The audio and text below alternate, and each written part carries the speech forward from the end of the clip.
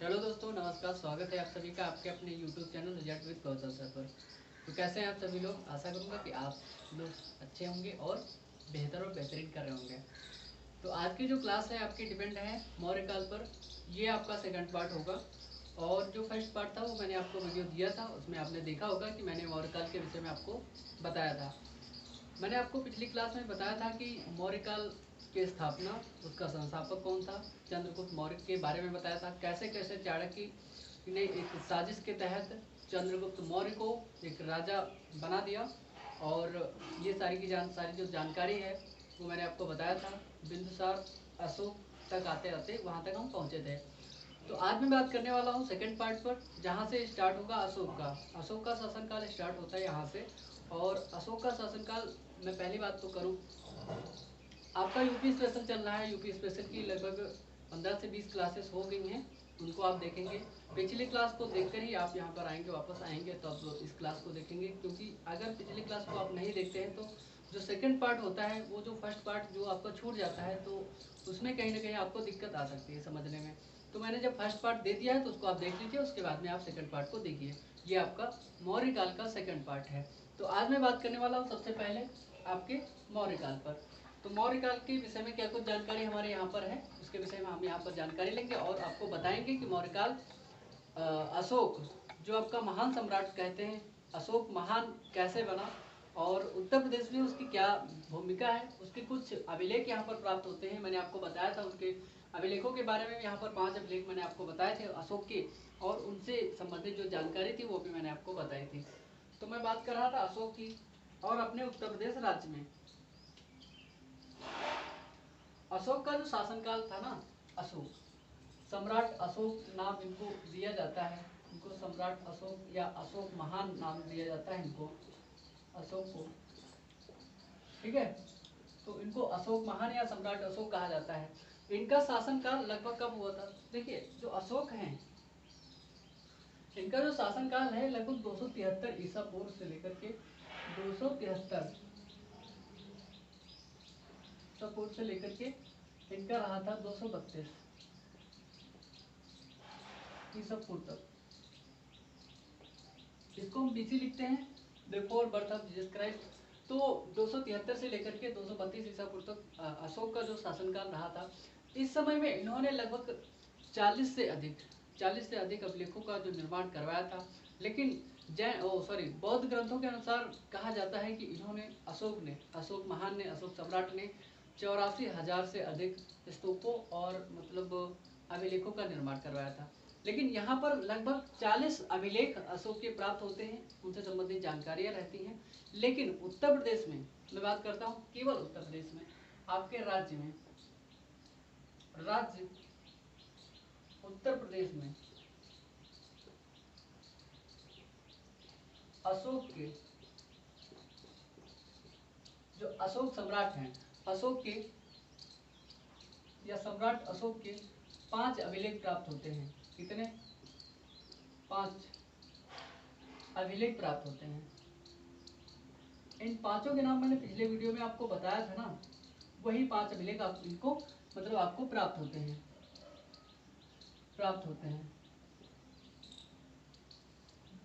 मैं बात करता हूँ अशोक की। अशोक कहीं न कहीं महान कहलाया। मैंने आपको बताया था पिछले वीडियो में कि जो 261 ईसा पूर्व का जो कलिंग का युद्ध हुआ, उससे अशोक का जो हृदय दरिद्र हो गया। तो उसने मतलब दिग्विजय के स्थान पर धम्म विजय की नीति को अपना लिया, और धम्म विजय अपनाने के बाद में बौद्ध धर्म का वो प्रचार प्रसार किया, और अपनी जनता के लिए कहीं न कहीं वो एक नायक और महानायक और महान सम्राट के रूप में उभर कर सामने आता है। मैंने आपको बताया कि अशोक का जो अभिलेख है, उत्तर प्रदेश में लगभग 5 अभिलेख यहाँ पर प्राप्त होते हैं, मैंने आपको बताए थे। तो सारनाथ में आपको बताया था, प्रयागराज में बताया था, कौशाम्बी में बताया था, मेरठ में बताया था। ये सब अभिलेख मैंने आपको बताए थे। ठीक है, जो 5 अभिलेख हैं उनको मैंने पिछले वीडियो में लिखवा दिया, बाकायदा आपको आप लिख लीजिए। मैंने 5 आपको अभिलेख बताए।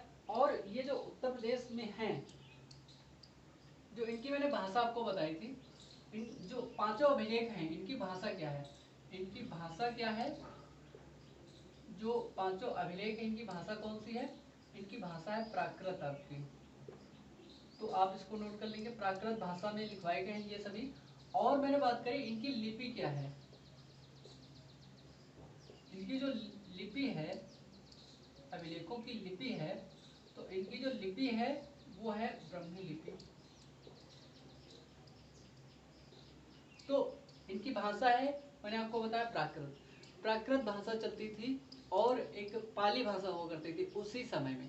तो जैन धर्म में ज्यादातर वो पाली भाषा चली है, और जो आपकी बौद्ध धर्म है वो आपकी लगभग प्राकृत भाषा है। लेकिन जो अशोक ने बौद्ध धर्म से संबंधित जो भाषा का उपयोग किया है वो आपकी प्राकृत भाषा है, लेकिन लिपि दोनों की क्या है, ब्राह्मी ही है। उस ब्राह्मी लिपि का उपयोग किया गया है यहाँ पर। जो मैंने बताया आपको अशोक की, जो अशोक के स्तंभ हैं, मैंने बताया आपको अशोक के स्तंभ, जो अशोक के स्तंभ 5 स्तंभ बनाए गए या 40 स्तंभ बनाए गए हैं, अभिलेख बनाए गए हैं, वो निर्माण किए गए हैं। वो जो हैं, ये जो मथुरा आपने देख रहा है, मथुरा आपने देखा कि मथुरा का इलाका हुआ करता था, वृंदावन इलाका, जो अभिलेख हैं, ये अभिलेख क्या लिखेंगे, ऐसे आप लोग लिखेंगे कि ये अभिलेख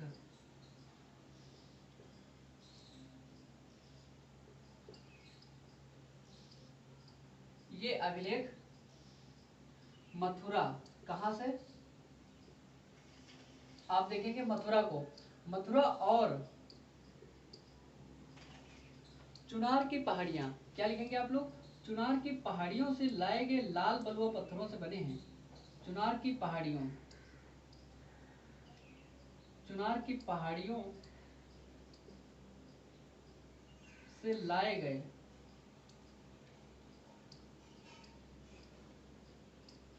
चुनार की पहाड़ियों से लाए गए कौन से पत्थर, लाल बलुआ पत्थरों से निर्मित हैं। लाल बलुआ पत्थर,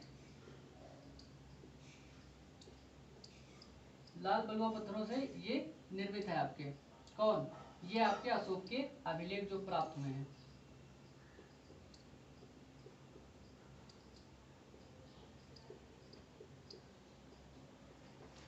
किससे निर्मित है, आपके लाल बलुआ पत्थर से निर्मित है।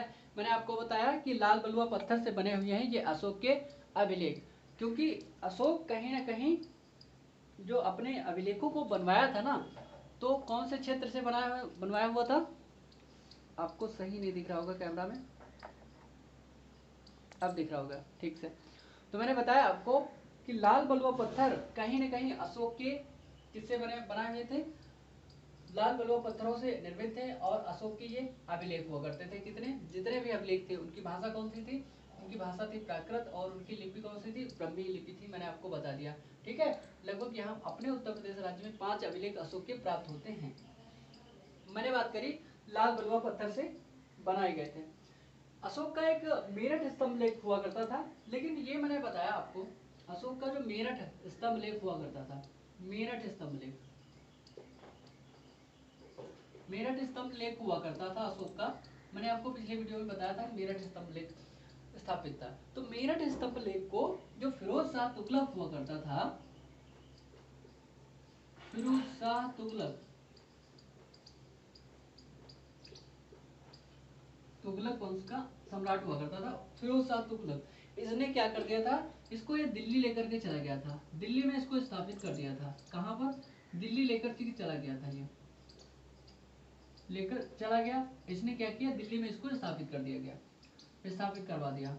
तो ये कहाँ है, अब मेरठ वाला जो है मेरठ में नहीं है, अब कहाँ पर ये है, ये आपका अब कहाँ है, दिल्ली में अवस्थित है। तो फिरोज शाह तुगलक ने मेरठ स्तंभ लेख को उठा करके कहाँ रखवा दिया, आपके दिल्ली में।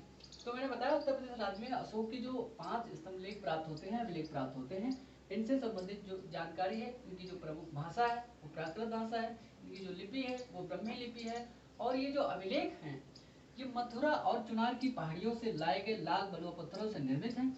और ये लाल बलुआ पत्थर जो है आपका इन्हीं से निर्माण किया गया है, इनके जो अशोक के अभिलेख हैं उनका। और एक और फैक्ट आपको मैंने बताया कि जो मेरठ स्तंभ लेख हुआ करता था पहले, वो अब दिल्ली में अवस्थित है, क्योंकि फिरोज शाह तुगलक बाद में जब राजा मतलब सम्राट बनता है और तुगलक वंश का, तो फिरोज शाह तुगलक क्या करता है, मेरठ स्तंभ लेख हुआ करता था उसको उठवा करके कहाँ स्थापित करवा दिया, दिल्ली में आपके स्थापित करवा देता है। देखिए, जो आपका सारनाथ में एक राजकीय चिन्ह आपने सुना है ना, राजकीय चिन्ह क्या है, अशोक स्तंभ है ना। तो अशोक जो स्तंभ सिंह शीर्ष लिया गया है ना, वो अशोक स्तंभ जो लिया गया है वो सारनाथ के अभिलेख से लिया गया है। लेकिन वो सारनाथ का जो अभिलेख है वो कहाँ पर अवस्थित था, आपके मैंने बताया था कि वाराणसी क्षेत्र में आपका सारनाथ है। और सारनाथ में ऐसे लिख लीजिए आप, सारनाथ में क्या लिखेंगे आप लोग, सारनाथ में जो आपका अभिलेख स्थित है, जो सारनाथ में स्थित स्तंभ लेख, सारनाथ में स्थित स्तंभ लेख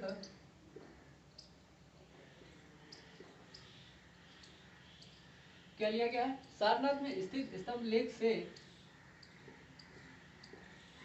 क्या लिया गया है, सिंह शीर्ष। क्या लिया गया, इसको क्या कहते हैं, सिंह शीर्ष। तो ये जो सिंह शीर्ष लिया गया है ना, सिंह शीर्ष को भारत का राजकीय चिन्ह घोषित किया गया है। क्या, भारत का राजकीय चिन्ह घोषित किया गया है। तो भारत का राजकीय चिन्ह क्या बना दिया गया, अशोक का जो राजकीय चिन्ह, वो सॉरी सारनाथ का अभिलेख हुआ करता था, स्तंभ लेख हुआ करता था, उसी में जो सिंह शीर्ष है उसके जो ऊपर वाले भाग हैं, चारों तरफ से आपको दिखाई देते हैं, चारों तरफ को जो सिंह होते हैं उनका मतलब जो सर होता है दिखाई देता है, उसी को क्या कहते हैं, भारत का जो राजकीय चिन्ह है वो घोषित किया गया है।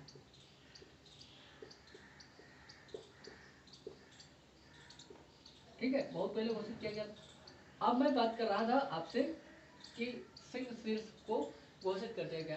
सारनाथ, आपको पता होगा कि सारनाथ में जो भगवान गौतम बुद्ध हैं उन्होंने कई सारे उपदेश दिए हैं। तो अशोक के अभिलेखों की जो खोज होती है, अशोक के अभिलेखों की खोज मैंने आपको बताया था, अशोक के अभिलेखों की खोज, अशोक के अभिलेख है, अशोक के अभिलेखों की खोज जो है, अभिलेखों की खोज,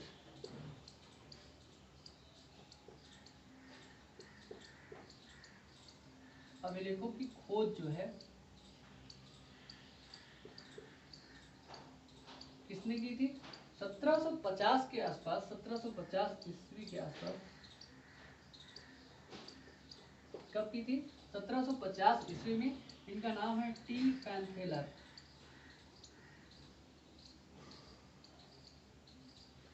पैंथेलर ने करी थी, इनका नाम है क्या, टी पैंथेलर ने करी थी, क्या खोज करी थी इसकी। लेकिन आपको पता होगा पढ़ने का श्रेय अशोक के स्तंभों को, लेकिन परंतु इन्हें पढ़ने का श्रेय, पहली बार पढ़ने का श्रेय किसको जाता है, पढ़ने का श्रेय जाता है आपको, किसको, 1837 में, 1800 कब, आपने सुना होगा 1837 में किसने पढ़ा था, जेम्स प्रिंसेप ने। इनका अंग्रेज हैं आपके जेम्स, अशोक के स्तंभों को पढ़ने का श्रेय, लेकिन इन्होंने गलत पढ़ा था। इन्होंने बता दिया था कि ये जो अभिलेख है, ये जो स्तंभ लेख है, श्रीलंका के राजा तिस्स के हैं। लेकिन इन्होंने पढ़ने की कोशिश करी थी, पहला प्रयास इन्होंने किया था, किसने, आपके जेम्स प्रिंसेप ने। कब, 1837 में पढ़ा था, लेकिन खोज हुई थी 1700 कब 50 में। और किसने खोज करी थी, आपकी टी पैंथेलर ने। ये मैंने आपको बता दिया, ये खोज पहली बार 1750 में हुई, लेकिन 1837 में इन्होंने क्या किया था, इनको पढ़ने की कोशिश करी थी, किसने, जेम्स प्रिंसेप ने। मैंने आपको बताया कि सारनाथ में जो अवस्थित है स्तंभ लेख, इसमें जो सिंह शीर्ष है, इसके सिंह शीर्ष को क्या लिया गया है, भारत का राजकीय चिन्ह घोषित किया गया है। और जो मैंने आपको बताया कि अशोक के अभिलेखों की खोज जो हुई 1750 ईस्वी में हुई, किसने करी थी, टी पैंथेलर ने खोज करी। और उसके बाद में मैंने बताया कि इन्हें पढ़ने का जो श्रेय है, 1837 में जाता है, किसको, जेम्स प्रिंसेप को। ठीक है, तो मैंने आपको बताया कि जो आपका जेम्स प्रिंसेप है, उन्होंने सबसे पहले यहाँ पर जो अशोक के स्तंभ है उनको पढ़ने में सफलता प्राप्त की। तो जब मैं आगे बात करता हूँ, तो अशोक ने अपने उत्तर प्रदेश राज्य में कई सारे स्तूपों का निर्माण करा। मैंने बताया कि 5 स्तूपों का निर्माण यहाँ पर अशोक ने करवाया था। तो जब मैं बात करता हूँ आपके, जैसे अशोक ने क्या किया, कहाँ पर, अशोक ने सारनाथ में, सारनाथ में कौन से स्तंभों का निर्माण करवाया, जैसे एक अभिलेख है धमेक स्तूप जिसको कहते हैं, क्या नाम है इसका, धमेक, आपको दिख रहा होगा शायद, मेरे हिसाब से अगर नहीं दिख रहा है तो मैं दूसरे पेन से लिख देता हूँ। इसका नाम है आपका धमेक स्तूप, धमेक स्तूप। दूसरा है आपका एवं, एक और है आपका चौखंडी स्तूप। धमेक एवं चौखंडी स्तूपों का निर्माण कहाँ पर इसने करवाया था, अशोक ने आपका करवाया था सारनाथ में। तो ऐसे ही 5 स्तंभों का निर्माण आपका मैंने बताया था कि अशोक ने 5 जगहों पर स्तंभों का निर्माण, अभिलेखों का निर्माण करवाया था। तो मैं जब बात करता हूँ अशोक के अभिलेख, देखिए ये जो दोनों ही अभिलेख है ना, एक तो आपका धमेक हो गया और दूसरा आपका चौखंडी स्तूप हो गया, इन दोनों में ही क्या, इन दोनों ही अभिलेखों में या इन दोनों स्तंभों में, दोनों ही स्तूपों में, ऐसे लिख दीजिए, स्तूपों में किसका, ईंट और ईंटों, बहुत सारी ईंटों और रोड़ी का निर्माण हुआ है। रोड़ी समझ रहे हो आप, जो बजरी होती है, बजरी, रोड़ी का इस्तेमाल किया गया है, किसका, ईंट और रोड़ी का इस्तेमाल किया गया है, जो पत्थर वाली होती है रोड़ी का इस्तेमाल बनाने के लिए, इसका निर्माण के लिए किया गया है। तो आप देख पा रहे हैं कि अशोक ने सारनाथ में क्या, सारनाथ में क्या धमेक और चौखंडी स्तूप का निर्माण कराया, और उसके बाद में इन दोनों ही स्तूपों में, कौन सी, इन दोनों ही स्तूपों में ईंट और रोड़ी का जो इस्तेमाल किया है आपके अशोक ने। तो क्या किया अशोक ने, ईंटों का इस्तेमाल किया और रोड़ी का इस्तेमाल किया, इन दोनों को बनाने के लिए, स्तूपों का निर्माण करने के लिए, दोनों का निर्माण करने के लिए किसका किया, ईंटों और रोड़ी का इस्तेमाल। मैं बात कर रहा था आपके जो बौद्ध ग्रंथ हैं, बौद्ध ग्रंथों के अनुसार मैंने आपको बताया था, बौद्ध ग्रंथों के अनुसार क्या बताया जाता है, के अनुसार ऐसा माना जाता है कि अशोक ने क्या किया, अशोक ने 84,000, अशोक ने कितने, 84,000, क्या किया, अशोक ने 84,000 स्तंभों और अभिलेखों का निर्माण करवाया। क्या किया था, अशोक ने 84,000 स्तूपों का निर्माण करवाया था।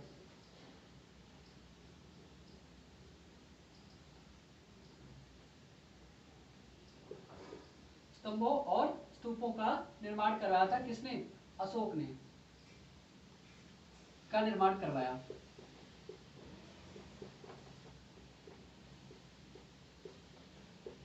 ठीक, तो यहाँ पर लगभग 84,000 स्तूपों का निर्माण किसने करवाया था, अशोक ने। लेकिन ये बौद्ध ग्रंथों के अनुसार है, अन्य ग्रंथों के अनुसार नहीं। अब मैं बात करता हूँ आगे आपसे अशोक के प्रशासन के बारे में या मौर्य काल के प्रशासन के बारे में। मैंने आपको बताया कि सारनाथ में 2 स्तूपों का निर्माण करवाया अशोक ने, एक तो रहा आपका, एक रहा आपका चौखंडी स्तूप और दूसरा आपका रहा धमेक स्तूप। यहाँ पर ईंटों और रोड़ी का इस्तेमाल किया गया जिससे इनको निर्मित कराया गया। बौद्ध ग्रंथों के अनुसार या बौद्ध अनुश्रुतियों के अनुसार अशोक ने क्या किया, 84,000 स्तूपों का निर्माण करवाया। अशोक का या मौर्य काल का जो स्तंभ हो रहा है, प्रशासन रहा है, मौर्य काल का जो शासन रहा है, मौर्य काल का शासन अपने केंद्रीय प्रशासन के लिए प्रसिद्ध है, अपने केंद्रीय प्रशासन के लिए प्रसिद्ध है, अपने केंद्रीय प्रशासन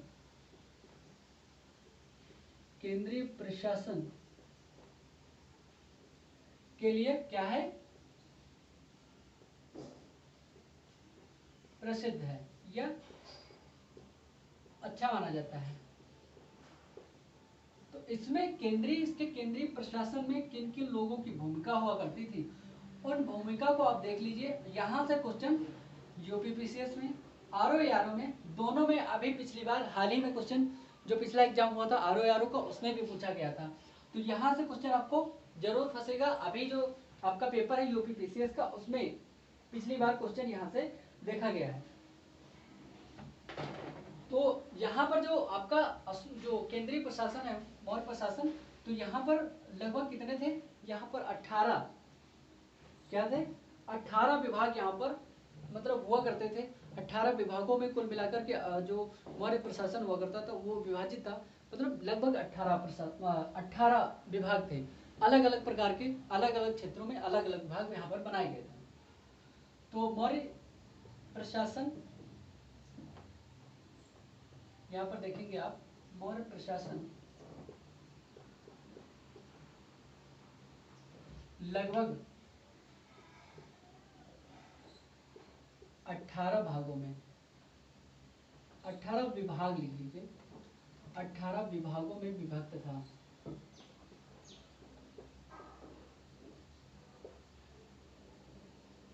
क्या था, 18 भागों में विभक्त था। और उनमें से कुछ मुख्य विभाग मैं आपको बता रहा हूं, उनको आप नोट कर लीजिए। तो सबसे पहले मैं बात करता हूं आपके, प्रथम एक विभाग हुआ करता था यहाँ पर मौर्य साम्राज्य में, जिसको कहते थे आप लोग समाहर्ता। ये क्वेश्चन आपको पूछा जा चुका है पीसीएस में। एक तो हुआ आपका समाहर्ता। ये जो समाहर्ता हुआ करता था, ये क्या हुआ करता था, राजस्व विभाग हुआ करता था इनके यहाँ पर। कैसा, राजस्व विभाग। अपने यहाँ पर भी राजस्व विभाग है, लेकिन अब जो वर्तमान का राजस्व विभाग है वो अलग है। वहां का जो राजस्व विभाग हुआ करता था वो अलग हुआ करता था। तो जो मौर्य काल का राजस्व विभाग हुआ करता था, तो उसका जो अध्यक्ष हुआ करता था, राजस्व विभाग के अध्यक्ष को का अध्यक्ष जो हुआ करता था, उसको यहाँ पर नाम देते थे समाहर्ता। क्या नाम दिया करते थे, इस अध्यक्ष को नाम दिया करते थे समाहर्ता। ठीक है। यहीं पर एक शब्द हुआ करता था सन्निधाता। ये दोनों शब्द पूछे जा चुके हैं एग्जाम में, सन्निधाता। तो सन्निधाता किसको कहा जाता था, ये हुआ करता था आपका कोष विभाग का अध्यक्ष। कोष विभाग का अध्यक्ष कौन हुआ करता था, सन्निधाता। कोष विभाग का अध्यक्ष कौन हुआ करता था, आपका सन्निधाता। ठीक है, आपका हो गया समाहर्ता। दूसरा शब्द हो गया आपका सन्निधाता। ठीक है। एक हुआ करता था यहाँ पर कर्मांतिक। नाम सुना है, ये भी शब्द पूछा जा चुका है। ये सभी पूछे जा चुके हैं क्योंकि ये मौर्य प्रशासन से संबंधित अच्छा हुआ करता था। ये आपका हुआ करता था उद्योग विभाग का अध्यक्ष। उद्योग विभाग का प्रमुख या उद्योग विभाग का अध्यक्ष हुआ करता था। ठीक, उद्योग विभाग का अध्यक्ष हुआ करता था। इसको हम नोट करेंगे, फिर आगे बढ़ता हूँ। मैंने बताया मौर्यकाल जो था आपका प्रशासन, केंद्रीय प्रशासन के बारे में जाना जाता है, प्रसिद्ध है, इसके विषय में जानकारी हमको मिलती है। ठीक, मैं बात कर रहा था मौर्य प्रशासन की। लगभग 18 विभागों में यहाँ पर विभक्त हुआ करता था क्या, मौर्य प्रशासन। मैंने आपको बताया पहला होता था कौन, समाहर्ता, जो राजस्व विभाग का अधिकारी हुआ करता था, और जिसको कहते थे, दूसरे को कहते थे सन्निधाता। सन्निधाता जो कोष विभाग का आपका अध्यक्ष हुआ करता था। तीसरा मैंने आपको बताया कि कर्मांतिक हुआ करता था कि उद्योग विभाग, जो कहीं भी इंफ्रास्ट्रक्चर हुआ करता था उद्योग विभाग का। ठीक है, तो उद्योग विभाग का अध्यक्ष कौन हुआ करता था मौर्य काल में, उसको कहते थे कर्मांतिक।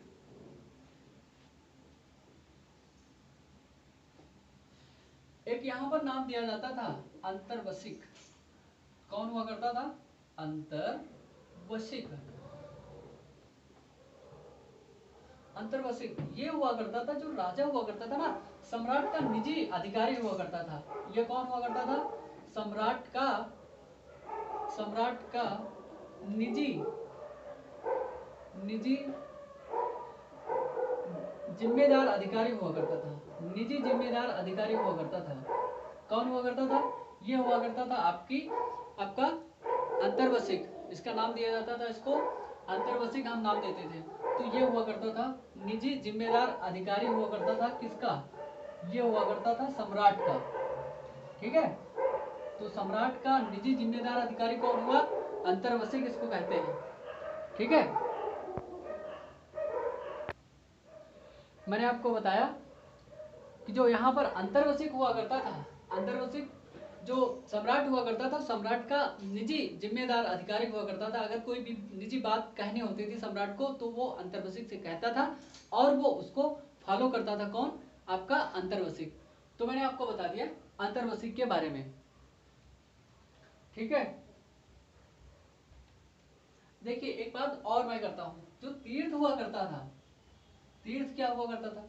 तीर्थ हुआ करता था, इनके जो विभाग होते थे इनका जो मुखिया हुआ करता था, तीर्थ इसको कहते थे। इनके जो सभी विभाग हुआ करते थे उनको कहते थे तीर्थ। और इन तीर्थों का जो मुखिया हुआ करता था, तीर्थ का मुखिया, तीर्थ का मुखिया कौन हुआ करता था? इसको कहते थे आप अमात्य। क्या कहते थे इसको?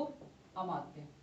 इन तीर्थों का जो मुखिया हुआ करता था, जो प्रमुख हुआ करता था, इसको नाम दिया जाता था क्या? अमात्य नाम दिया जाता था। यहाँ पर एक यहाँ पर हुआ करता था आपका पन्याध्यक्ष, पन्याध्यक्ष। ये क्या हुआ करता था? जो पन्याध्यक्ष हुआ करता था ना, वो आपका क्या हुआ करता था? वाणिज्य विभाग का जो प्रमुख अधिकारी हुआ करता था या वाणिज्य विभाग का मुखिया हुआ करता था, उसको कहते थे पन्याध्यक्ष। तो वाणिज्य विभाग का अध्यक्ष हुआ करता था या वाणिज्य विभाग का मुखिया?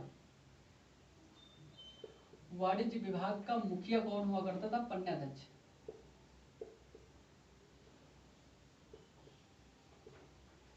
ठीक, ये हो गया आपका वाणिज्य विभाग का मुखिया, कहते थे इसको पन्याध्यक्ष को।